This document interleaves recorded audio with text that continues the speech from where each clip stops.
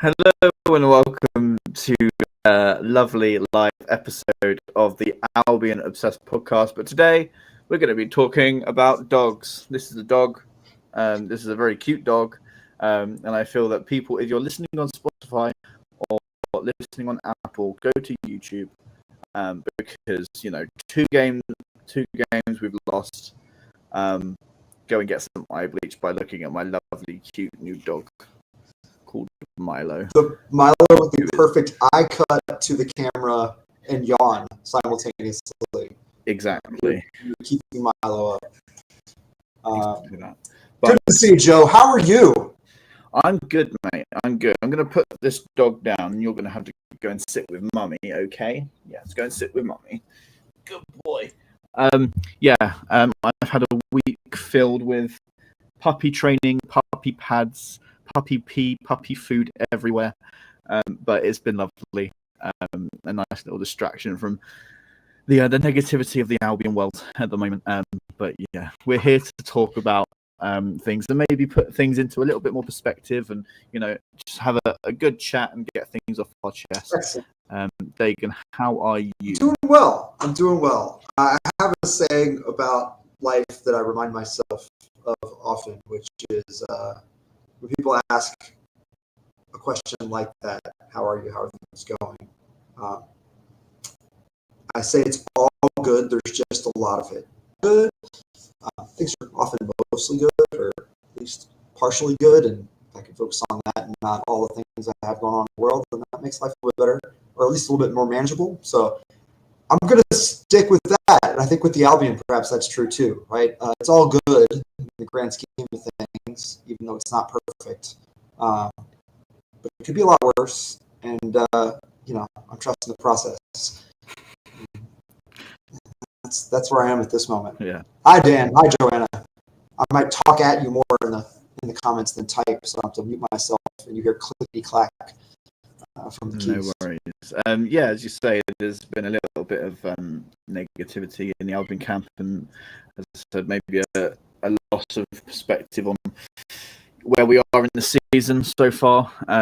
It's a big hello to you guys in the chat as well. And if you're watching this live, please do get involved with the conversation, because it's always good to get your guys' perspective as well. Last night about Dagan's stats.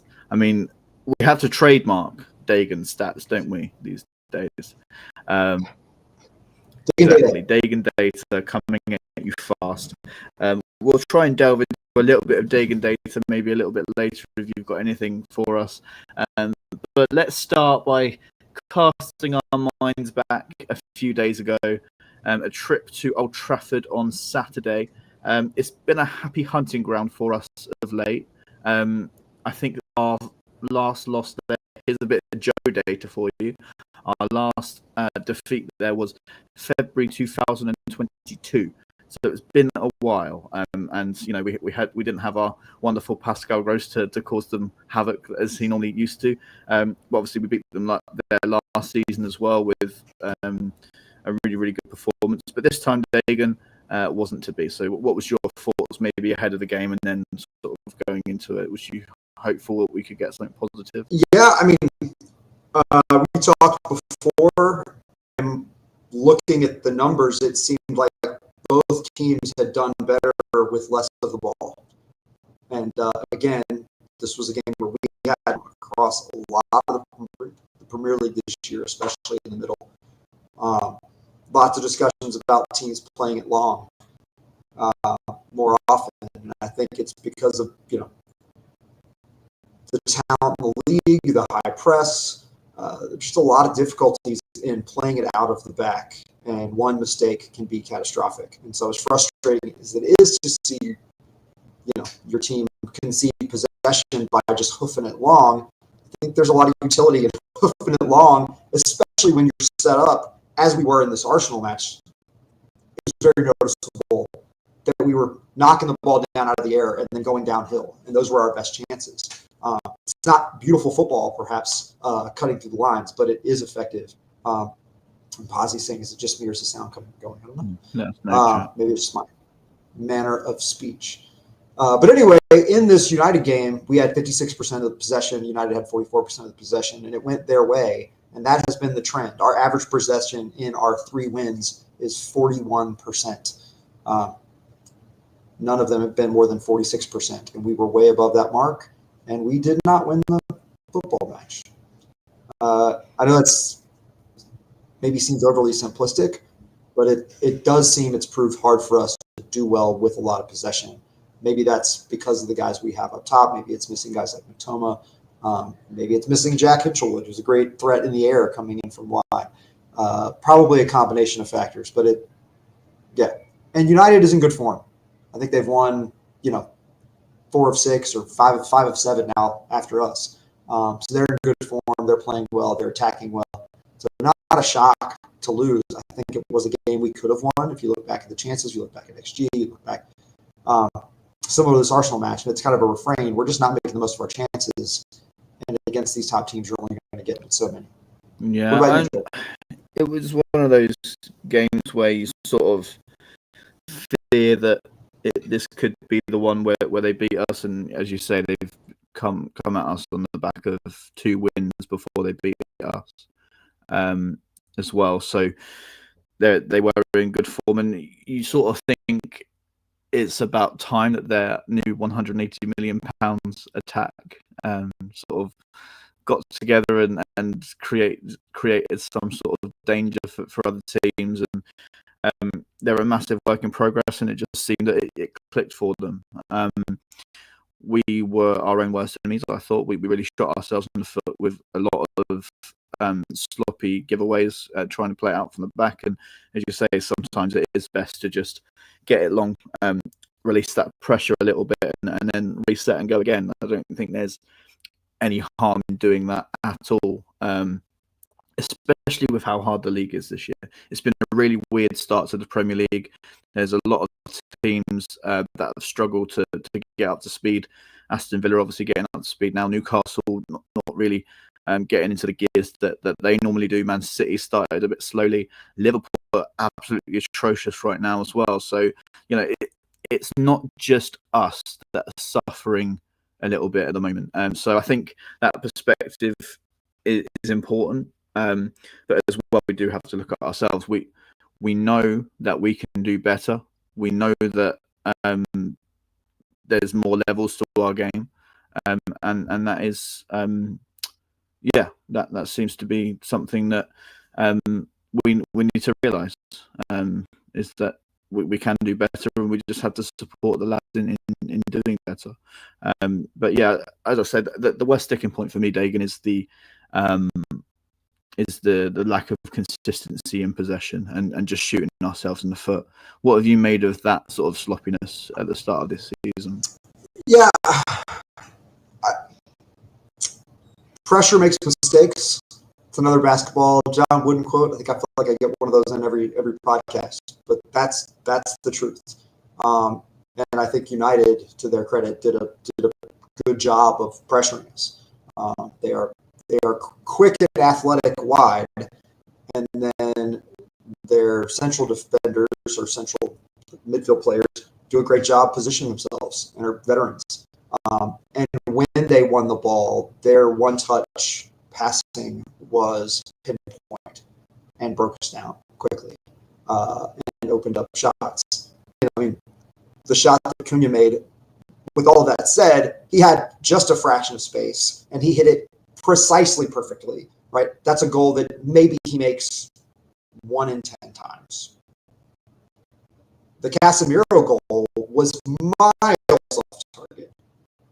Hit AR in the back and deflected into the goal. It's hard to fault us, right? Other than we gave the ball away and gave them a chance, but got lucky. That's a football match.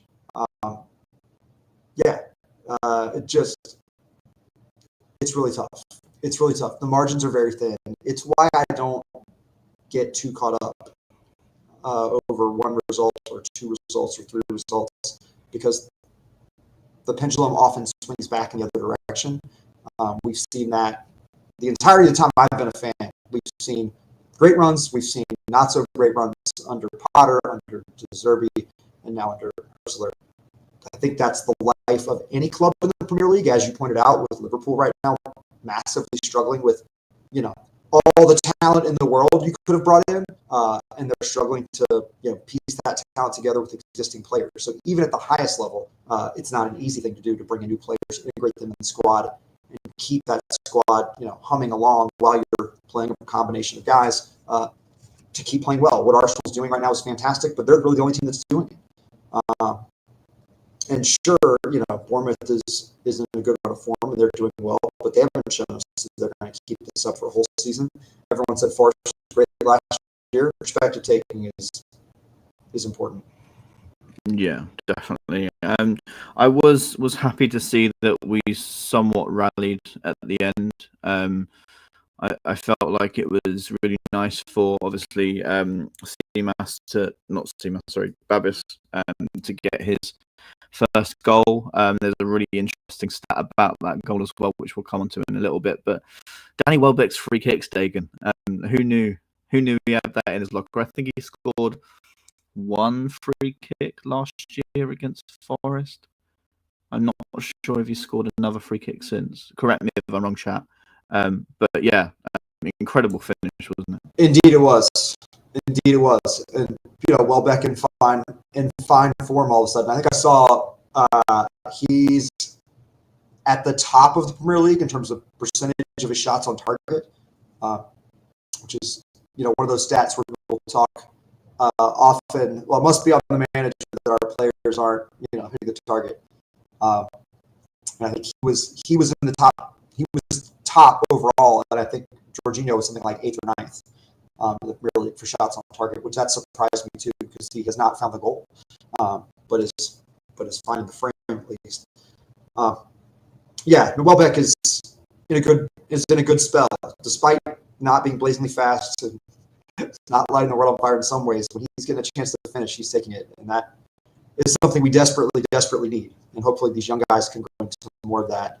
And we'll talk about yesterday's match. I was curious as to why Castellanos came off at the half. He looked lively to me. So disappointing for him not to get another chance to score. Definitely. Staying on the subject, first of all, of Danny Welbeck, I'll talk about him a little bit. I posed a question on X earlier in the week whether or not Danny Welbeck was indeed an Albion legend. I know that myself and Tom have different definitions of legend, and sometimes the term, according to Tom, is used rather what's the word? Rather willingly. So for me, I think I sort of align with Tom in his definition slightly of a legend defined a period of time in a club. And I think when we look at the Premier League, and I know Danny Welbeck joined us maybe in our 4th season in the Premier League, but especially over this sort of latter period up till now, Danny Welbeck has been a player that has provided incredible clutch moments. He's provided another level of sort of the talent that we can get here.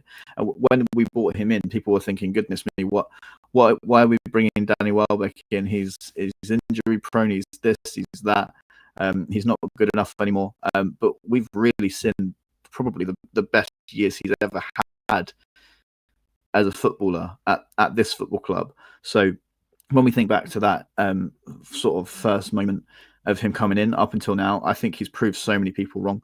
I think I really enjoy watching him in an Albion shirt because 10 years ago we were watching him play for Arsenal, for England. He was a fantastic talent that had come out of the Manchester United academy alongside many other incredible players. And maybe this is my little Brighton mentality, but he's playing for our club, and it's incredible to see. And I will never tire of seeing legends of the Premier League play for this football club. Obviously, we've got James Milner as well, who is firmly in that category, and only 9 games away from beating the all-time Premier League appearance record.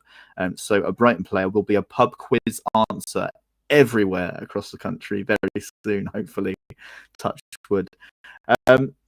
Talking of James Milner, the corner for Babis to score was incredible. But let's talk about that stat, Dagan, of it being the first time a player has assisted somebody after they made their first ever Premier League appearance terribly.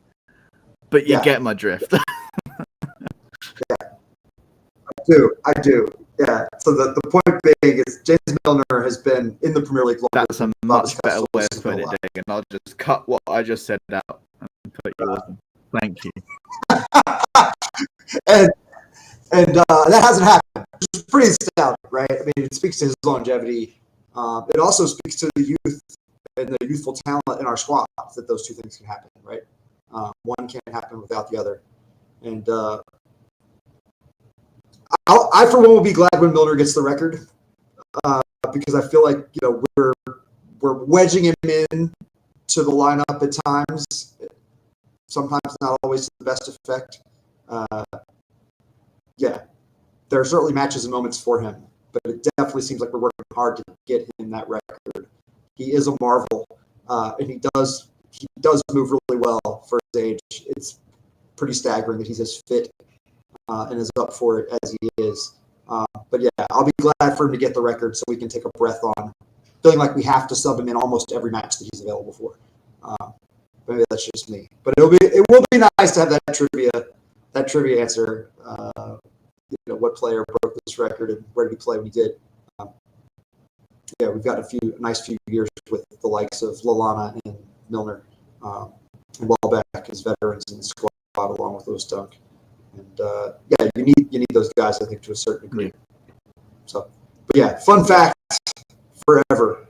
What are your thoughts, Joe? You talked about Danny Welbeck as a legend. Certainly, Milner's a legend in the league. How do you feel about the elder statesman and time on the pitch, and what effect does that have with the team? You've witnessed a lot more years of Premier League football for Brighton than I have. Are there other guys who would fit that description, or has that been more in the Potter era where we brought in, Lallana, etc.? Yeah, I think when we got promoted, we relied on experience in the game, such as Dale Stephens was still in our midfield and he played a lot of football league games. We had a lot of sort of experienced players come in to support that. We still had Steve Sidwell at the club in our first Premier League season, and Steve Sidwell and Bobby Zamora were instrumental in. Obviously, Bobby was at the club a year before we got promoted, but I think he set the tone, and obviously Glenn Murray as well.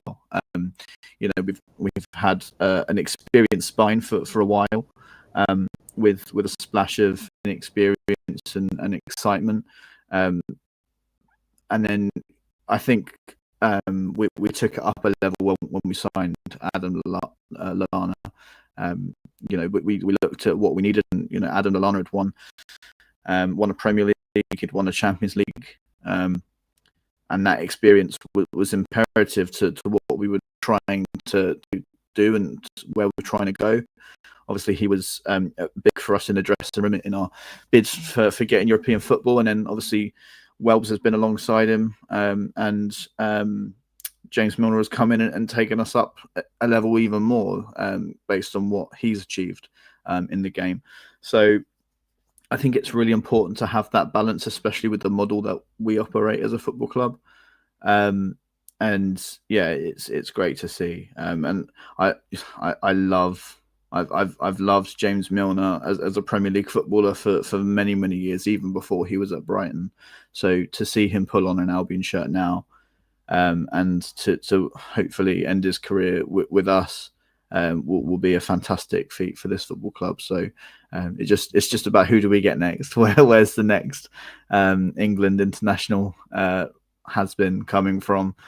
So we'll see what the club do in terms of replacing that experience, because I think it's a very hard thing to replace, especially with James Milner is at another level in terms of elite athleticism and professionalism. So I think it's going to be a big thing to replace him. Thanks. I like to turn the questions to you every now and again. You're always peppering me with questions, tapping into your historical knowledge. There you go. So, yeah, I think that balance is important across probably like every Premier League club, every successful club you look at. They've always got incredible stalwarts who set the standard at a football club, and I think we've got some figures in our dressing room that really do set the standards. Standards that we're not seeing of late, and we need to get back to. But as I said before, we know that we can get there. We know we're capable of more. So it will be interesting to see how we turn that corner. Obviously, we'll look ahead to Leeds a little bit later. But for now, let's look at Arsenal, Dagan. We started with a back three, something that people have been calling for a while. And to be honest, in the first half, I was really impressed with our performance. How did you view it? I mean, everything but the goals, right? No, I really like the look of the back three, and I'm certainly among those who's been calling for that. If I'm nitpicking, I would have rather seen Coppola in the center and JP as the right-sided defender. Just think he's a little bit more mobile. Coppola was exposed, gave away that yellow. Didn't end up hurting us, but certainly could have. And Coppola is so good in the air. I mean, I think he was 4-4 on aerial challenges. To me, I want him in every aerial contest. I don't know if the intent on that corner that JP missed was actually to go longer to Coppola or not. He made a run in from the top. But yeah, I just really like what he brings in physicality, and given his youth. Yeah, I look forward to seeing a lot more of him. Biscagli was solid. He's great on the ball for sure. But no, I was excited to see the back three. I was excited at the three that we got to see. I think giving Lewis Dunk a break was needed. Did he come on in the second half? No, okay. He didn't. I didn't think so. Again, as you know, I couldn't watch the second half yesterday. Embarrassed and sad to say. But I saw a couple of minutes of it, enough to see that Ari came on right away, which perhaps will be a next point, but was less thrilled with, and made me think a lot about how much we're missing Jack Hinchelwood. Yeah, I really feel like, as much as any one thing I could point to, I think that's the player we're really missing the most. Even though Matoma is obviously instrumental, and we're missing Joel Veltman at right back, I just think Hinchelwood solves a lot of problems, and is such a utility player. I think we're missing him. Not to go back to the United game, but there were a number of passes that Ari missed. Weaver made a couple of diagonal runs where if Ari releases the ball, it's a 2-on-1, and instead he makes the simple pass back and never sees the runner. Or if he does see him, he sees him late. Yeah, I know he's a talent, and I know he's developing, but I think he seems to be a Hurstler favorite. And there are times where I have seen him as the least of our midfield options, and he has now cemented himself seemingly as a top 2 midfield option, and that surprises me a bit. So yeah, but I think we didn't plan for Hinchelwood not to be available, and I wonder how much more we'd see Hinchelwood as opposed to Ari, especially in games where we need a little more defensive prowess. So yeah, it's not really all about this game, but there's not much else to say. We looked good going forward. We didn't finish. What thoughts did you have, Joe? I was really frustrated with how the first half panned out. Yeah, I really liked our shape. I thought we created some really good chances, and that we put Arsenal under pressure when we needed to. And I think the most important thing at this level is when you're playing against a team like Arsenal, who have such great depth, sort of quality and depth as well, is that you need to finish your chances and put them under pressure early on. And we should have done that. Obviously, Seamas missed an absolutely golden chance after being released by Jorginho. It was a chance that I was stupidly, I was in a pub with my wife's friends, and I was celebrating before it had even gone in, because I truly believed that he was going to score. And even when he missed because of the angle, I thought it's still gone in. So I still celebrated, and then quickly stopped when I saw that his hands were in his head. So yeah, I thought just a really unfortunate moment for him because I feel like that goal would have really propelled him forward and given him that confidence. So I don't think we should sort of berate him for missing it, because he's still such a young raw talent. But again, Hertzler managed a pretty good first half, and had we have taken the chances that we were presented, there would have been a very different conversation as to the manager's capabilities. But that wasn't to be. And we changed it. And the hindsight is that the most fantastic thing. I don't think he should have changed it, even if you're bringing Kostulas off. I don't think Iyari was the option to bring on. I think you could play a Tommy Watson there or a Yankuba Minter and keep that shape and keep them under pressure. Because the message at halftime should have been, let's continue to do what we were doing so well. Why change it? And so, yeah, for me, that was the most frustrating part, Dagan. Yeah, I think that's a fair point, and I would have liked a more attacking option. I'm assuming, did Gomez go forward to play where Kostulas had been playing at that point, or we changed shape in the second half?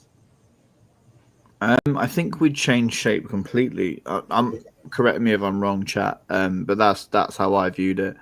We went to our more normal sort of 4-2-3-1, and maybe we changed that when Weaver came on. When did Weaver come on? He came on the 67th minute. So maybe we did play a similar shape to begin with, and then we shifted to our normal back four maybe a little bit later on, as I recall. But yeah, to be honest, I was just really frustrated with that first half and not coming away with putting them under more pressure, because I thought as that first half went on, I thought the game was really there for the taking. So it was a little bit like you dangling a glorious pizza slice in front of me and ripping it away. It's just really frustrating when that happens. Yeah, I mean, Baleba looked good, wasteful but good. um, that it's promising to see, but also you see that he's not the finished article. I watch him again and again, and I think, I see this special quality. There are ways, when he takes off with the ball, that he does things that Caicedo couldn't do. But his accuracy with weight of pass, the final ball, he's not all the way there yet. And I think that's, that shows. We still have not replicated what we had under Potter at the start of 22-23, and then what De Zerbi carried through during that season with those two guys alongside Pascal Gross. When you're strong in the middle of the park, you're strong. And, I feel like the fluctuation there, the inconsistency there is why we concede as much as we do. I think it's less often the reason why we don't score. I think finishing is still and always is the biggest culprit there, though sometimes it is that weight of the final ball where we make it tough on ourselves with the first touch before taking that last shot. But I thought in this instance, it wasn't the weight of the pass before the final touch for the shot. It was just that first touch. Simas, that ball kind of got a little further away and took him to a tougher angle than it should have been. But this was no slouch Arsenal team. Like, I know people look and see, they're missing some of the big names that we know, but Jordy talks about Hincapie, right? Like, one of the best left-footed defenders in the world for his money. He just happens to be, sitting behind some great defenders at Arsenal. We know that Ben White is a high-caliber player. Miles Lewis-Skelly is top. They've just got great players in front of them. The same is true with Mascara, who's been getting minutes in the Premier League matches. So to create chances against that back four, albeit not a group that shared a lot of time on the pitch together, but still was impressive for our young guys to go and really slice them apart. And Jorginho, to his credit, really looked the physical better of those matchups, which is encouraging because I feel like he's not looked that in recent matches. Yeah, I think Jorginho is always a player that gives 110%, which is what you want. But sometimes it's just frustrating when things don't come off for him. But I think this season he's been probably one of our best players when he's in his good moments, because he's just so strong. He sort of bounces off people. That the ball seems to stick to him. He's got a really good eye for a pass, and he's dangerous in the box when you give him that moment. So it was nice to see that he was sort of full flow yesterday in the first half. And as you say, Dagan, they're no slouches. We were matched up against one of the best teenage prospects in world football, Max Dowman, who was absolutely excellent. And I know Tom said, "Oh, he's 15, and he's running rings around us." But when you're talented, you're talented. It doesn't matter what your age is. And obviously, Wanyeri, as you've mentioned in the comments, really, really strong player as well. So. And obviously they had Eberiche Eze on, who we know well and good is a incredibly very capable footballer. So we've done well in the first half. So I think we can take that positive and move on to Leeds and hopefully put in a more consistent performance. Because I think if we do that, we'll take Leeds to the sword. So Joe, we've been hearing a lot of calls for getting some of these new guys out there: Biscaglia, Coppola, Watson, Babas, Simas. We do that. We change the formation, and as you said, people have been calling for that too. And then you hear the rumbles of critique. Well, why did we do that in this game? Against Arsenal of all people. What do you say to those who might pose that question, whether rhetorically or not? I say that our best moments in that match were because of the new shape that we operated. I feel like it allowed that creative freedom going forwards, having a back three that can change into a back five as and when you need it. And it allows for a little bit of creative freedom that is what you want as Babis Costulas. If I was given that creative freedom as him, I would be absolutely buzzing with that. And I think he showed that. I think he showed real flashes of brilliance. He opts for, as you said in the group chat, some flair over just the simple things sometimes. But sometimes you want that flair. Sometimes you want to be lifted off your seat, and that promise of goodness me, what an incredibly technically gifted player he is. So, I would say that if you were unhappy with the Manchester United game and you were calling for a change at the end of it, and Hertzler has changed it to try and see if it worked in a League Cup game, which for me, anyway, this is my opinion, isn't as important as the Premier League, and the European ambitions we want to go on. And I know Tony Bloom has said he wants a trophy, and that the League Cup is probably one of our best chances of doing that. When can you change it? When can you experiment?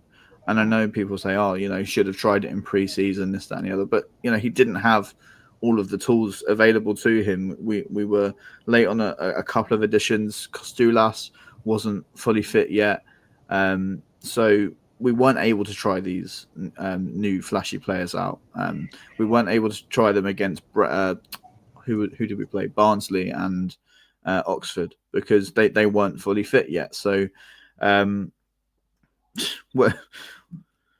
as you said many times, Dagan, he can't win.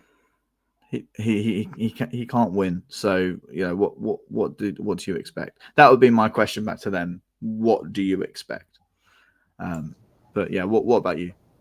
Well, yeah, I mean, I just think it's right when it works and you win, and it's wrong when you don't, and that is a really easy case to make. All kinds of people questioning Gomez.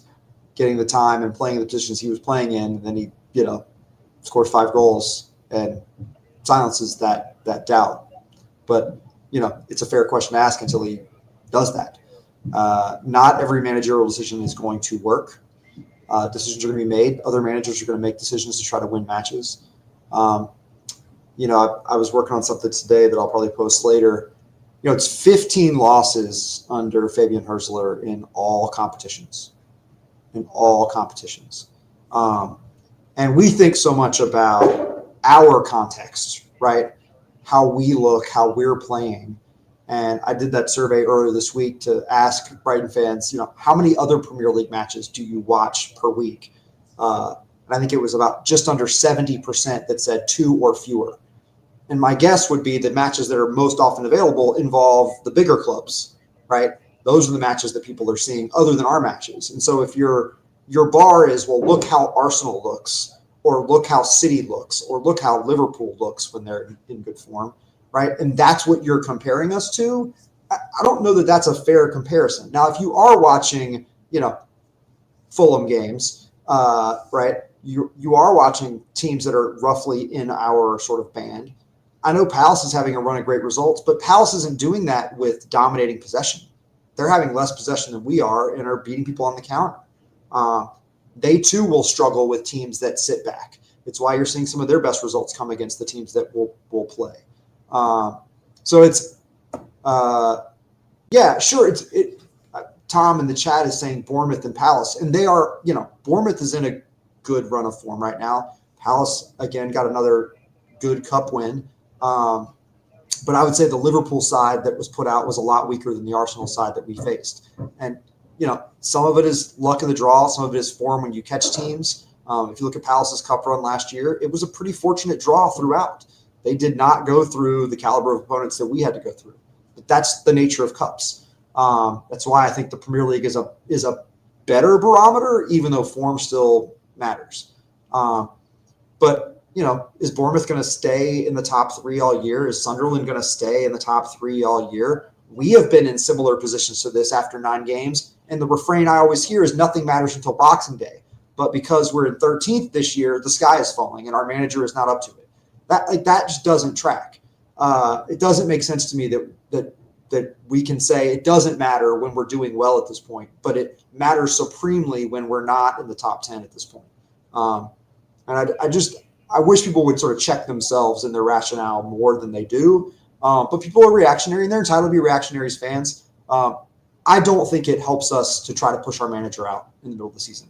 I don't know who comes in right now who's better and who wouldn't just as likely see us fall. Because the reality is this manager has lost 15 matches total, 12 matches in 47 Premier League matches, which, again, I'm going to keep beating this drum. Still, even with the loss this weekend, it is the best percentage, fewest losses of any manager not primarily with Big Six clubs in Premier League history. That is our manager right now. So, yes, could he win more? Yes. But no one has lost less. No one ever at a non-Big Six club has lost less than our manager right now. No one. So I get it. He could be better. And I disagree with individual tactical decisions, right? But I feel like he does enough to show that he's making good decisions at times, that there's a reason for all of the things. Some of the decisions to play certain players, if you've ever been a coach before, it goes beyond just winning that match, right? It's about how do I motivate this player? How do I keep this player engaged?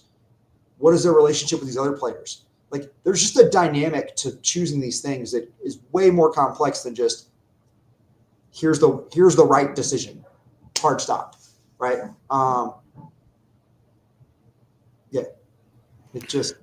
I think it's tough. A lot of people get caught up in the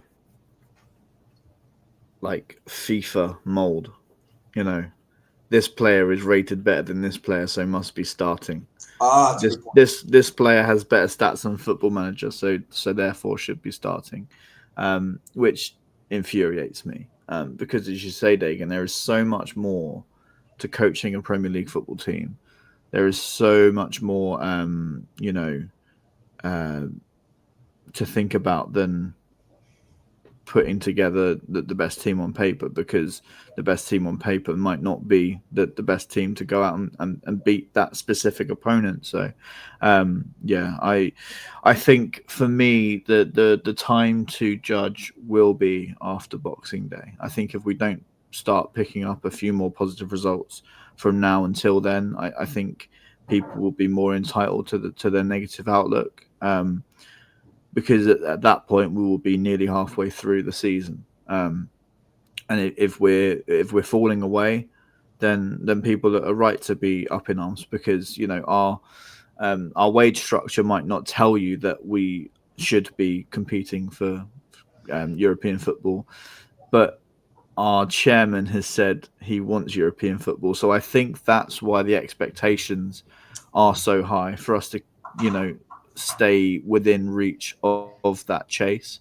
Yeah. But I don't think we can judge whether we're out of reach of that chase until Yeah. the numbers are showing it. I think, and I don't want to labor on this or sit on it too long, but for me, and I think we've had this in our chat a number of times, this discussion with Tom, the difference between the goal, reaching Europe, and where the expectations are. And I can't help but think Tony Bloom's expectation isn't Europe. The goal is Europe. But I think, maintaining being in and around the top 10 so that in the last few weeks of the season you have a shot at Europe is probably more of the expectation. And we're certainly still within shouting distance of that right now. Interesting comments in the chat. People suggesting it'll get really toxic if we lose to Leeds and Palace. So I'm saying the manager chat in general is boring. Another thing I think psychologically, it's just easier for folks to blame the manager than the players. The players are the good guys, and the manager often is the bad guy or the easy scapegoat. When in reality, like, the players put the ball in the net. The players stop the ball from going in the net. When we look back at our goals, the tactical elements to those goal scoring opportunities are there. I think if people go back and look at overloads, if they look at players in between the defensive lines, if they look at what we do when teams mark us zonally, I think like many teams, we're struggling with teams marking man-to-man and the pressure that puts on, because it makes it difficult to play possession-based football, which is why more teams are marking man-to-man. It's just not so simple. It would be great if it were, and if all of us were experts and all of us were Premier League managers. But we're not. I'm still learning a ton. I think our manager is young and still learning. And maybe that isn't, as Tom says in the chat, the best archetype of manager to deal with the kind of team we have, one that's very young and also has a lot of veteran players and not many in the prime of their career. We probably have more of those right now than we've had at previous points, though, in terms of guys that are sort of ready now and experienced and not on the downside. But it's still not a huge number. It's definitely not the majority of the squad. But again, I would just say the numbers support that this manager is doing the best of anyone. His record is still better than De Zerbi's record, both for winning, for not losing, for average points per match, than De Zerbi's just in 22-23. I'm going to say that again. Not when De Zerbi was in Europe, but in that first season, De Zerbi's pace was a 58-point pace. Ursula's pace is a 59-point per season pace. It's not much better, but it is a little bit better still. And I think that's worth noting because I do think that 22-23 team was the best team we've ever had. But aura, Dagan. Aura. It's all about aura. It's not. But I get that aura makes you feel good and you can put it under your pillow at night and think, look how cool our manager is. This manager wears gloves or whatever outfit or whatever people find ridiculous and are criticizing the guy for. He is young. He is less experienced than some. But at this point, he's just as experienced as a Premier League manager as the guy who preceded him. And I don't know that managing at Shakhtar or Sassuolo makes you a whole lot more prepared than St. Pauli, maybe marginally so. But if he is less experienced and less prepared, that's all the more reason to give him more grace and to have expected him to have done worse, not light years better. And again, point to the money spent all you want. Go look at what other teams have spent. Go look at what their wage bill is relative to ours, and you will very quickly realize that the $200 million that we spent is not that much. Certainly, and look at why we spent that money. Yeah. Why have we spent that money? Because of what we've lost. As you said before, Dagan, we're replacing that amount of talent in terms of how much they're worth. So you can't spend that money and expect to get a player of Alexis McAllister's caliber to come in and be just as good as him, or to bring him in and be better than Moises Caicedo. And I know we've hyped up Baleba, oh my gosh, look at this guy, he's even better than Caicedo. What are you doing, Alexa? Can you shut up, please? Goodness me. So yeah, it's just frustrating. Like for me, I'm not going to sit here. Alexa, shut up. Thank you. I'm not going to sit here and say that I'm the biggest Fabian Hertzler fan. I'm not going to sit here and say that I think he's the answer. I'm not going to, because I'm not his biggest fan. And the mindset I'm taking now is, well, he's here. There's no noise of him going anywhere. So what's the point in not supporting him? What's the point in not supporting your football club just because you don't agree with what the manager's doing? Because he's here. Tony Bloom hasn't sacked him yet, so Tony Bloom clearly still believes that he is the right man. So, and I'm not going to sit here and tell people how to support their football club. I'm not going to sit here and, give everybody a lecture. But that's just my outlook, is that the manager's here. He's not going anywhere, so just support him. That's my thing. And Alexa wanted to say something about that as well. So, I hope that didn't ruin my spiel. Dagan, let's look ahead to Leeds then, whilst we can. They're only a point behind us. And I think that Leeds and Sunderland, I've really admired their starts of the Premier League season. There's so much said about the promoted three and how they're going to fare against the previous promoted three. Obviously, Sunderland sitting pretty in fourth in the Premier League right now. And I think both them and Leeds have accrued more points at this point than most promoted threes in the last God knows how long. So it's not going to be a walk in the park at all. How do you view the Leeds game this weekend, Dagan? Do you think it's, as the chat said, going to be toxic if we don't win it? Of course it is, because they're a promoted side. It doesn't matter where they are in the table or how they've looked against other teams or what their form is like or anything else. Things get drilled down to their simplest possible negative narrative, and it will be, we ought to be beating these teams, which has now really become any team not in the Big Six and maybe Newcastle amongst many Brighton fans, it seems. We ought to be beating these teams. Teams like Everton, teams like West Ham, teams like whoever, right? We're seeing ourselves as like, and maybe apart from Villa, maybe Villa is in that club of acceptable clubs to not beat every time out. The problem with that is that all of these clubs are working very hard to win and to do well. And this group of promoted sides spent more than any other group of promoted sides ever have. Sunderland spent the most ever, and it's paying off. They spent wisely. Leeds went about their business to build a very physical, very big team, and that's making them pretty resilient and pretty tough to play against. It's going to be tough to go and get a result against Leeds. People will react.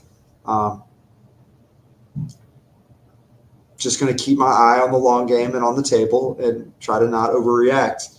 But yeah, I certainly have a little churn in the stomach about lining up against them, because I think they've given teams' fits.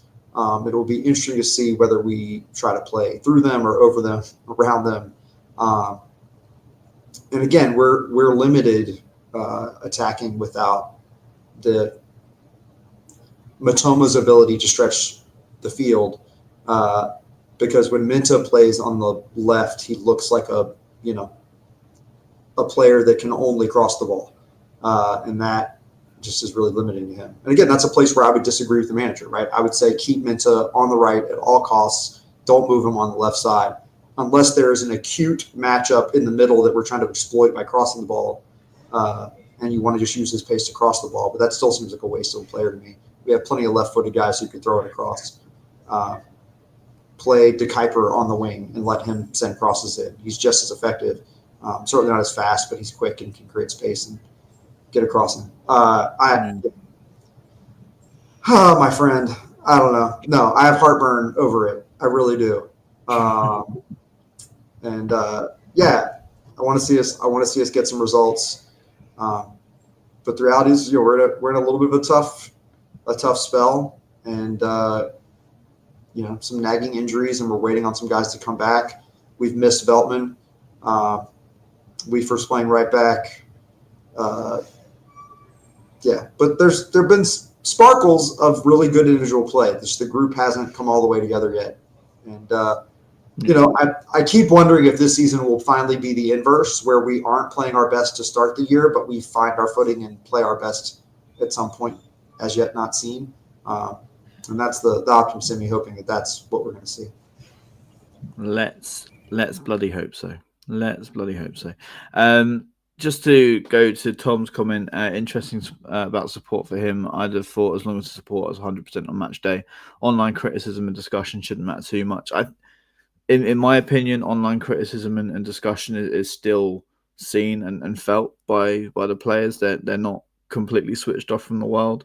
I'm sure the manager isn't completely switched off from it as much as they try and say they are. So I feel like it still does sort of spill over into the match day as well. I've heard people moaning plenty at the Amex, groaning when things don't go well. So they certainly hear it. There's no doubt in my mind about that. One sticking point for me, Dave, and you've spoken about Minter on the left, and not pushing De Kuiper up there as well. The frustrating thing for me against Manchester United was the fact that he played Minter on the left and Kadioglu on the right, when the pairing of Kadioglu and De Kuiper against Newcastle was so good, was really, really impressive. So I wouldn't be against seeing that again against Leeds at home this weekend. So as we sort of approach the end of the show, Dagan, what are you going with a score prediction? Heavy sigh, Joe. Heavy sigh. What are you going for your score prediction? I'll let you go first. No. What are you? No. What are you going for? We're not going to play prediction tennis. I'm going to go really positive, because I feel like we need that. A 3-0 win for the Albion. When was the last time we got a clean sheet in the league? Struggling to remember. Wow. So clean sheet. That's very optimistic. I'm going to go 2-1 to the Albion. Come from behind again? I hope not. Bless us. But it feels like it could be. Certainly feels like it could be. But yeah, I'm with Michael in the chat on the 2-1 win. Pozzi's got 3-1. I like it. Yeah. And Joanna, you are doing the Tunnel Club on Saturday for your husband's 50th. So praying for a win. And make sure that you tell Stephen Edwards that Albion Obsessed sent you. We definitely didn't, but you might get a freebie or something, as he's been a guest on our podcast 3 times. So yeah, top work, and I hope you enjoy the Tunnel Club, Joanna. You'll have to let us know on the next show what you think about it and how it went. Give us a glowing review. Other than that, we just hope and pray that something better happens this weekend, because I'm not sure I can take much more negativity. Michael's saying, is there any chance you can fix a daytime broadcast in the future? Michael, trying to get the Albion Obsessed crew together is like trying to, I don't know, do the most impossible thing in the world. So we will try. We normally try to do Mondays at 7 p.m. or Sundays. So we will see what we can do, and we will try and give you a little bit more notice. We're not on X at the moment, so you can find all of our updates on Blue Sky, on Instagram, and on Facebook, and we will try and keep you up to date as much as we possibly can. Because as I said before, for a podcast that has been nominated for Premier League podcast of the year at the Football Content Awards, we should be doing much better than this. So we will try. We will try, Michael. Tom says, I think each season is so different. The Big Six sides form dictates so much. Exactly that. It's a weird Premier League season. Posey is wanting a Welbeck hat-trick this weekend. So let's hope for a very positive result. Dagan, before we sign off, do you have anything else you would like to say? I was just going to say, sorry, I was clicking without being muted. I was just going to say, I'm on X at BHA Fan USA. So I'll try to post things when we're going to go live there. So if you do follow me on X, if you're an X user, I'm a Twitter user still. I think I'm the last vestige of Twitter user out there, but it's still Twitter as far as I'm concerned. But yeah, follow me there, BHA Fan USA, and I can help you find Albion Obsessed content through that account. Exactly that. Do that. Go and follow Dagan, because he posts amazing threads and all the good stuff and all of the Dagan data that everybody deserves. So I guess that just leaves me to say, Dagan, wherever you may be, whenever you may be, my foot is currently getting licked by a puppy. We will see you next time. Take care. Bye-bye. Cheers, y'all. Thanks for coming. Bye.